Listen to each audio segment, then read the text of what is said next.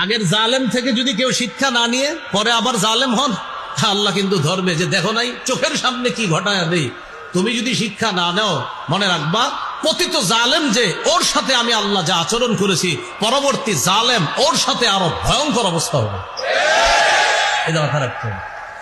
তাহলে মুসলিম দেশের রাষ্ট্রনায়ক, এই রাষ্ট্রনায়ক যিনি হবে, মুসলিম শাসকের 2 নম্বর গুণ ইনসাফ প্রতিষ্ঠিত করা।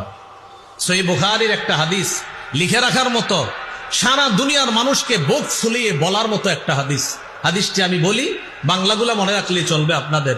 সহিহ বুখারী 4788 নম্বর হাদিস। এই হাদিসটা আজকে আপনারা শিখবেন, বুক ফুলিয়ে গর্ব করে অন্যদের কাছে বলবেন। বলেন ইনশাআল্লাহ। একটা চুরির ঘটনা ঘটছে মক্কায়। বলেন কিসের ঘটনা?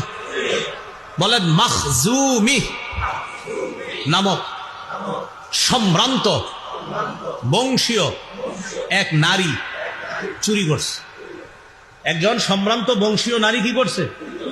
তো সে চুরি করার পর তো চুরির বিচার হলো আপনার হাত কাটা। এখন এটা কিভাবে বিচার একটু হালকা করা যায়, এটা নিয়ে মুসলমানরাও পেরেশানি যে এই বেচারা কত সম্ভ্রান্ত ব্যক্তি, এর হাতটা কাটা হবে, এটা কেমন দেখা যায়।